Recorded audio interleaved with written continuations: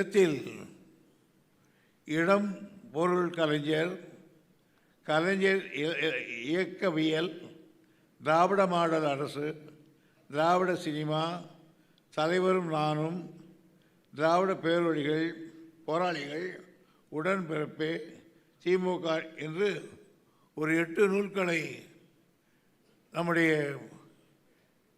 இளைஞருடைய செயலாளர் மாண்புமிகு துணை முதல்வர் அவர்கள் இந்த நூல்களை கொடுத்து இதற்கான மதிப்புரையில் பேச வேண்டும் என்று தெரிவித்தார்கள். நான் அந்த நூல்களையும் படித்து பார்த்தேன்.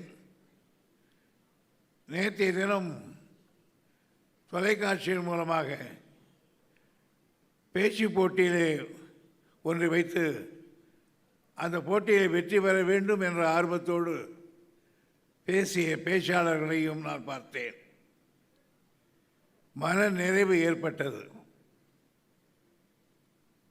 இந்த எழுத்துக்களையும் படித்தேன், பேச்சுக்களையும் கேட்டேன். இந்த எழுத்தும் பேச்சும் தான் திமுகவினுடைய ஆயுதம். எழுத்தும் பேச்சு கொண்டே ஆட்சி பிடித்த ஒரே ஒரு கட்சி திராவிட முன்னேற்ற கழகம் மட்டும்தான். ஆகையினாலே தான் கழகம் ஆட்சிக்கு வந்தவுடன் அந்த எம்பளத்திலே சத்தியமே ஜெயதே ஜெயவே என்று போட்டிருப்பார்கள். அதற்கு தமிழே வர வேண்டும் என்று சொன்ன பொழுது வாய்மையே வெல்லும் என்று போட்டார்கள். ஒரு நிருபர் கேட்டார், வாய்மையே வெல்லும் என்றால் என்ன அர்த்தம் என்று. தலைவர் கலைஞர் சொன்னார், வாய் என்றால் பேசுவது, மை என்றால் எழுதுவது, பேச்சிலும் எழுத்தையும் நாங்கள் வெற்றி பெற்றோம் என்று சொன்னார்கள். ஆக நம்முடைய மெயின் பலம், நமக்கு இருக்கிற பலம் பேச்சும் எழுத்தும். இது பலர் எழுதியதையும் நான் படித்து பார்த்தேன். இத்தகைய எழுத்தாளர்கள் நமக்கு கிடைத்திருக்கிறார்களே என்பது மகிழ்ச்சி. அடுத்து இந்த சமுதாயத்தில் பேசுவதற்கான ஆற்றல் படித்த இளம் பேச்சாளர்கள் தேவை என்று பார்த்தேன்.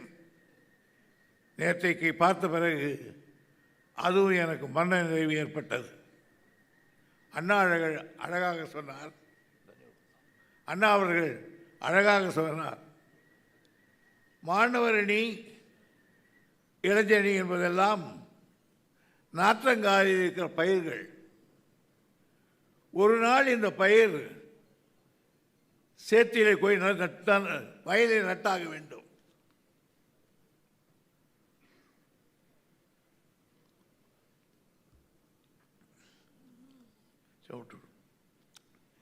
எனவே இந்த நாற்றங்கால் பயிர்கள் நல்ல முறையில் வளர்க்கப்பட்டு பலமுள்ள பயிர்களாக அவை வளர்க்கப்பட்டால்தான் வயலிலே ஏற்று நடக்கிற பொழுது அவை நல்ல முறையில் வளர்ந்து விளைச்சலை கொடுக்கும் என்று அண்ணா அவர்கள் தெரிவித்தார்கள். இந்த நாற்றங்கால் பயிரில் நம்முடைய மாண்புமிகு உதயநிதி அவர்கள் அற்புதமாக இந்த நாற்றங்கால் பயிரை செய்திருப்பதை பார்த்து நான் அவரை பாராட்ட கடமைப்பட்டிருக்கிறேன். இளைஞரணி என்பது இயக்கத்தில் தளபதி அவர்களாலே உருவாக்கப்பட்ட ஒன்று. அதற்கு முன்னால் கட்சி மாணவரணி இதுதான் கட்சியில் இருக்கும். அதற்கு பிறகு இளைஞரணி என்று உருவாக்கியவர் தளபதி அவர்கள். அந்த இளைஞரணியை சாதாரணமாக அவர் உருவாக்கவில்லை.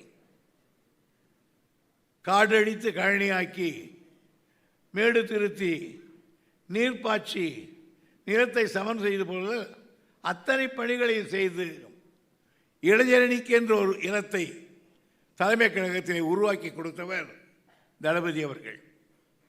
அந்த பொறுப்பை தன்னுடைய உதயநிதியில் தந்து அதே பணியை செய்வார் என்று வாழ்த்தினார்கள்.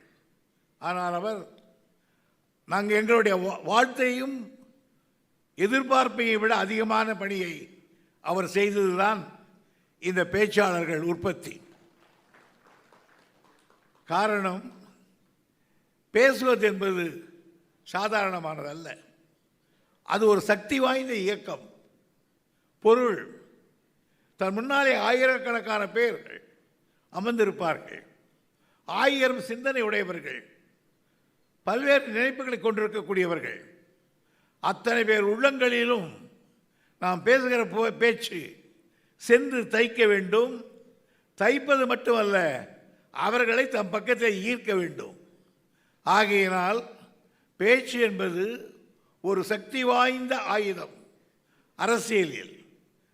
அதை நம்முடைய நண்பர்கள் சரியாக வளர்க்க வேண்டும் என்று தமிழ்நாடு முழுவதும் பல மாவட்டங்களில் நடத்தி அதிலிருந்து வெற்றி பெற்றவர்களை எல்லாம் இங்கே கொண்டு வந்து நேற்றைக்கு நடத்தியிருக்கிறார்கள்.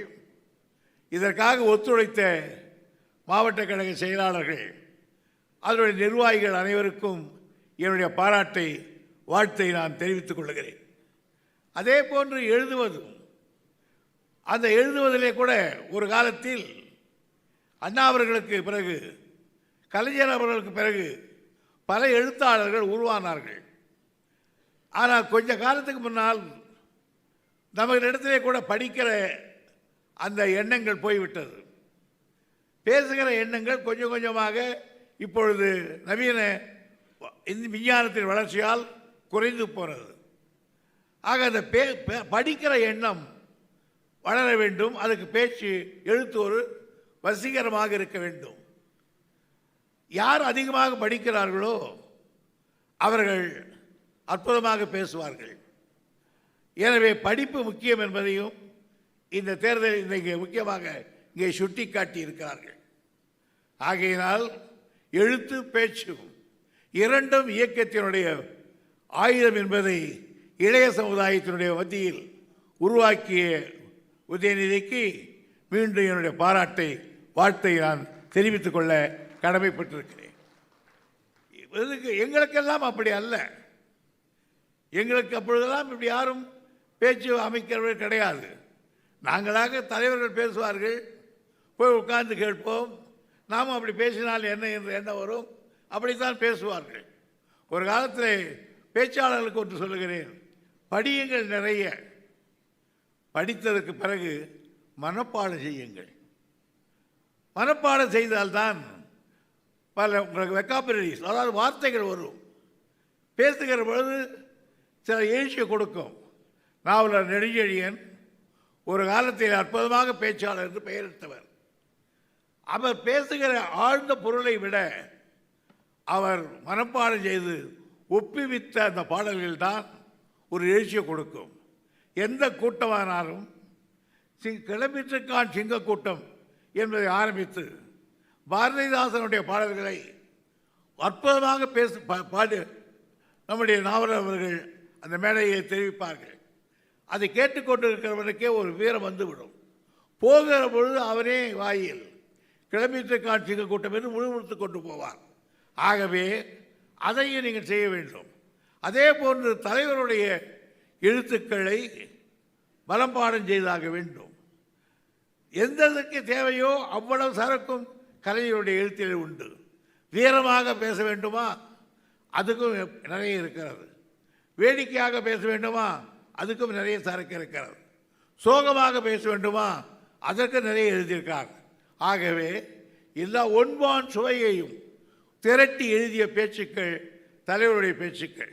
ஆகையினால் அறிஞர் அண்ணாவுடைய பேச்சை நீங்கள் பல பேர் முழுக்க பார்த்திருக்க மாட்டீர்கள், பல பேர் கேட்டிருக்க மாட்டீர்கள்.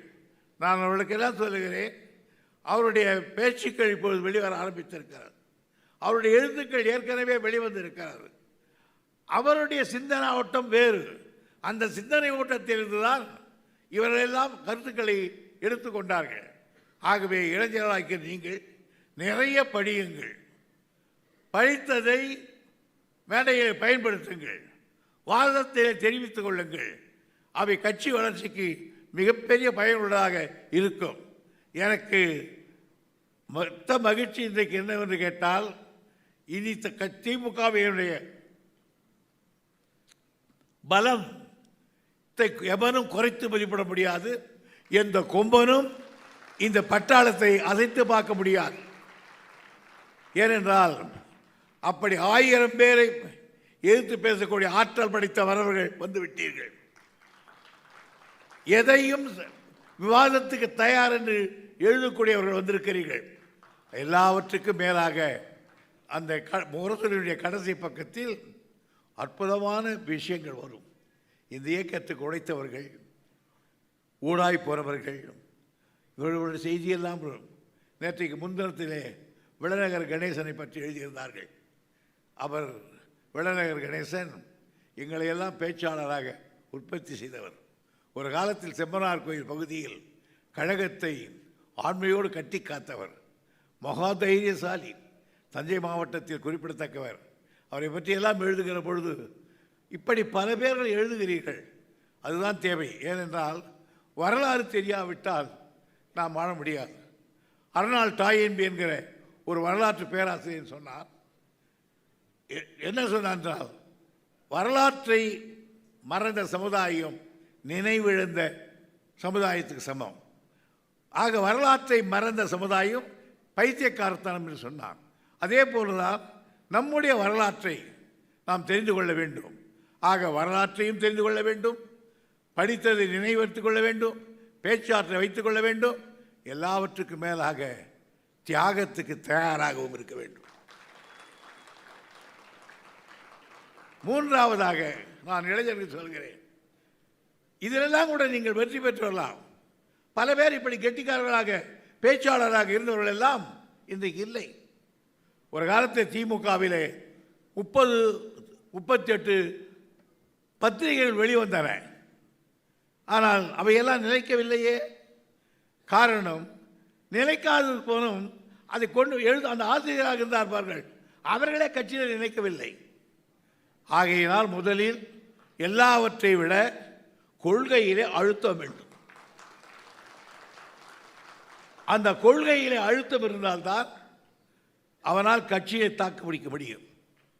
ஆகவே நான் எல்லாவற்றையும் நான் சொல்லுவது, நான் இளைஞர்களாக இருக்க உங்களுக்கு நான் இன்றைக்கு சொல்ல வருவது இதுதான்.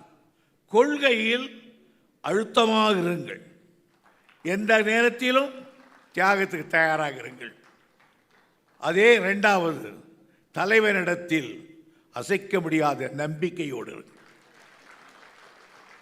இந்த இரண்டும் இருந்தால் உங்களை திமுக கழகம் தானாகவே அணைத்துக் கொள்ளும் என்பதை கூறி வாய்ப்புக்கு நன்றி தெரிவித்து விடைபெறுகிறேன். நன்றி, வணக்கம்.